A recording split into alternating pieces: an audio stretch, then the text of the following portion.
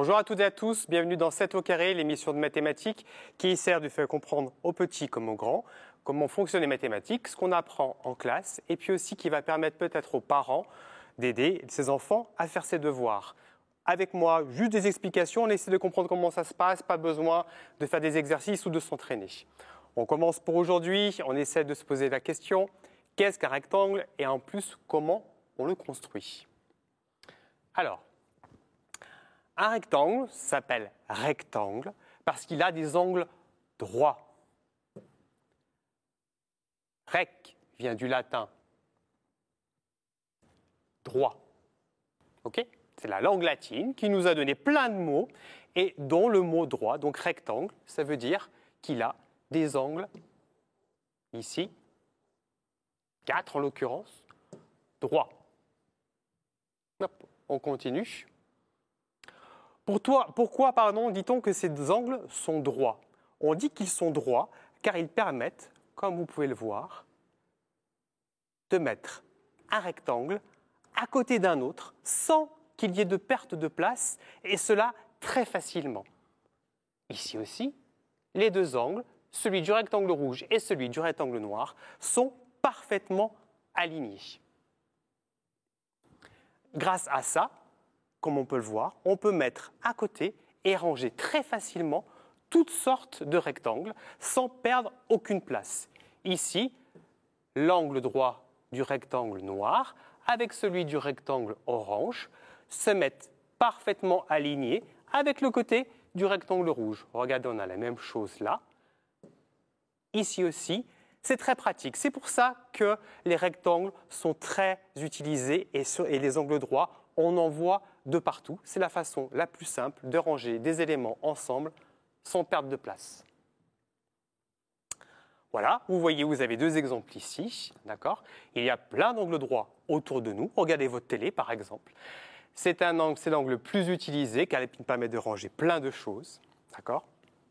Et ces angles sont droits, donc les côtés des rectangles, pour le coup, sont égaux. On regarde ici, vous voyez le plan d'une maison. Le plan de la maison, eh bien, si on fait des pièces rectangulaires avec des angles droits et des côtés bien égaux, celui-ci avec celui-ci, on peut avoir des pièces, des chambres, des cuisines qui ne prennent pas de place et qui sont bien alignées les unes avec les autres. Ici, on a la même chose avec les bureaux qui peuvent être les uns à côté des autres. Là, ils sont un peu éloignés. Et puis ici, quelque chose qu'on voit de partout. Ce sont les livres. Les livres sont faits comme des rectangles avec des côtés égaux et des angles droits. Bien, maintenant qu'on sait ça, c'est pourquoi on appelle ça angle droit. C'est pour que ce soit bien droit partout, tout simplement. On va essayer de voir les particularités géométriques. Petite explication, géométrique. Géo, ça veut dire terre et métrique, mesure. À la base, la géométrie, ça servait aux savants, il y a très longtemps, à mesurer les objets qui nous entourent dans le monde. Vous voyez que ça a une incidence avec ce que j'ai dit sur les pièces de la maison, les meubles et les livres. Bien. Maintenant, la particularité d'autres mots que vous entendez. Les côtés, ici, ce côté-là, hop, qui est opposé à ce côté-ci du rectangle. Je ne le fais pas droit, mon trait, c'est bien que vous puissiez bien voir. Normalement, on ne trace pas les traits comme ça. Ils sont ce qu'on appelle parallèles. Parallèles, c'est-à-dire qu'ils sont l'un en face de l'autre et qu'ils ne se croisent jamais. Et ils sont comme ça, grâce à nos angles droits. On dit aussi en géométrie que le rectangle est composé d'angles et de droites et de côtés qu'on peut dire perpendiculaires.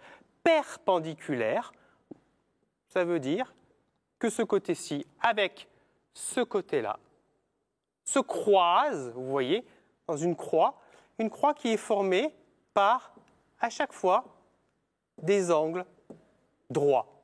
Perpendiculaire, ça veut dire que le côté forme un angle droit et que les traits se croisent de manière perpendiculaire avec des angles droits. Donc vous voyez, c'est toutes des choses qui peuvent être expliquées ensemble et se comprendre parfaitement en étudiant le rectangle. Bien, maintenant, on va essayer de voir comment on peut facilement, et quel outil on utilise pour tracer des perpendiculaires. On va prendre une équerre. Et moi, j'ai une équerre particulière sur mon tableau. Comme vous pouvez le voir, c'est une équerre déjà dessinée. Donc, pour tracer facilement le perpendiculaire, on utilise un outil, l'équerre. Je prends mon équerre qui, vous voyez, est formée ici d'un angle droit.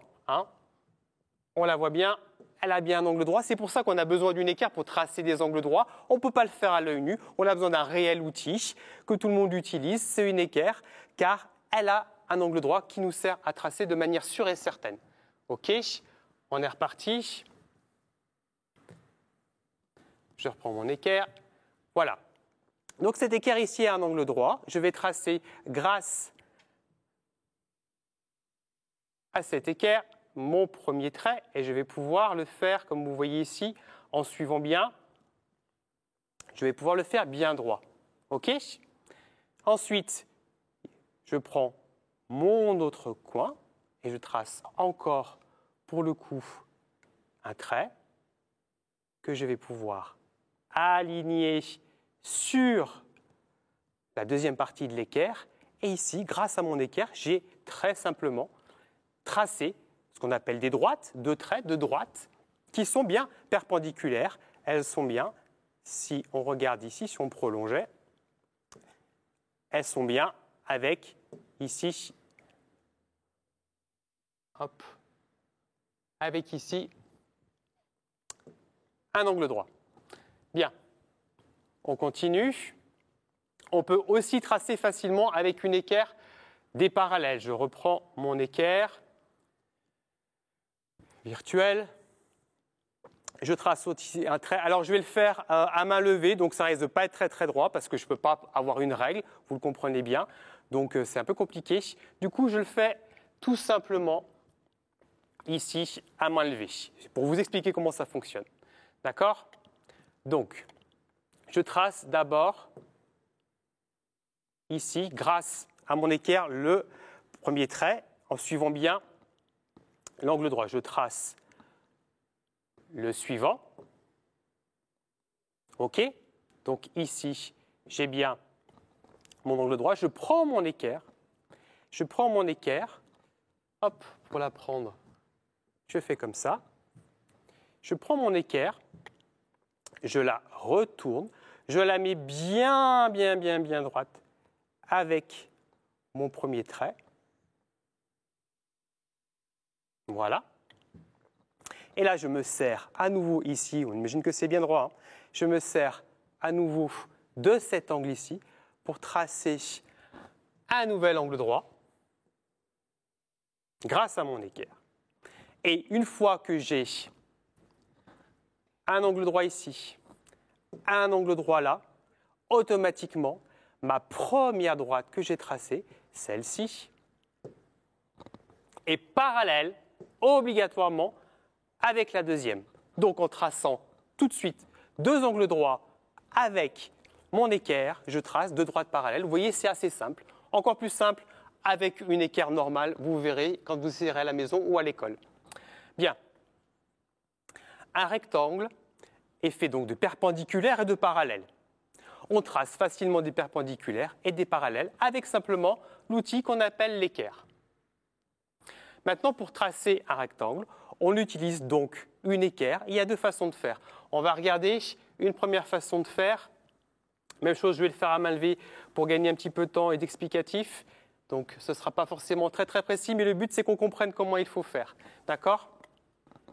Donc, j'ai un trait, déjà un premier trait qui m'est donné avec une certaine mesure. Je le prends et j'aligne, comme vous voyez, dans un premier temps, j'essaie d'aligner correctement, voilà, bien correctement, mon équerre avec le premier trait. Je trace maintenant, ici, je trace mon angle droit correctement. J'en ai tracé un, je vous dis en faisant trois angles droits. Je reprends mon équerre, Et cette équerre-là, je la mets encore bien sur le côté pour tracer un autre angle droit avec le trait que je viens de tracer. Voilà. Maintenant, j'ai mon deuxième angle droit, je vais pouvoir le tracer en suivant ici. Je générais que c'est plus simple, c'est plus propre, c'est plus joli. OK? Donc vous voyez, j'ai tracé mon deuxième angle droit là, et je reprends donc une troisième fois mon équerre.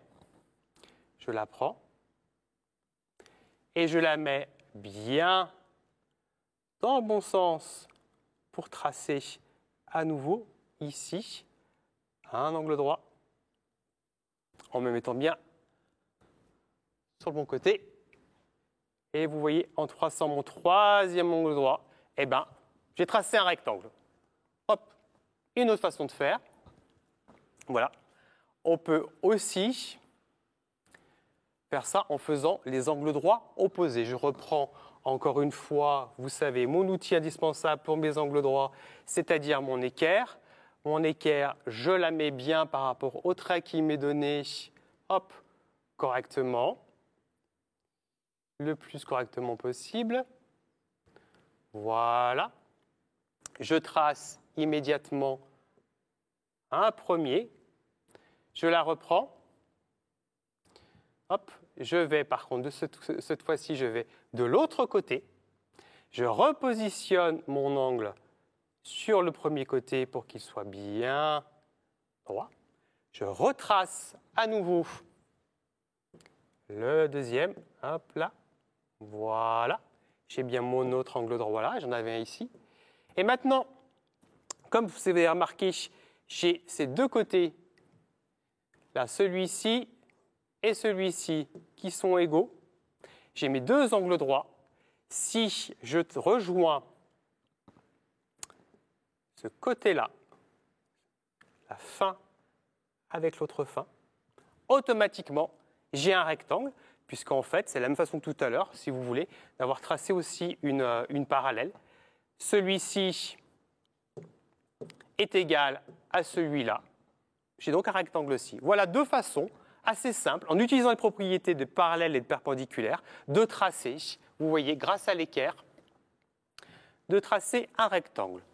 Voilà, pour résumer, un rectangle est composé d'angles droits et de côtés égaux, donc de parallèle et de perpendiculaire. L'équerre et la règle permettent de tracer tout cela très facilement. Voilà, c'est terminé pour aujourd'hui. J'espère que maintenant vous savez pourquoi on appelle un rectangle. Vous savez tracer un rectangle assez facilement en utilisant l'équerre. N'oubliez pas. Maintenant, je vous laisse avec Thomas qui va vous raconter la vie d'un personnage historique de la Loire. Et puis moi, je vous dis à demain pour une autre explication assez simple de ce qu'on fait à l'école en mathématiques.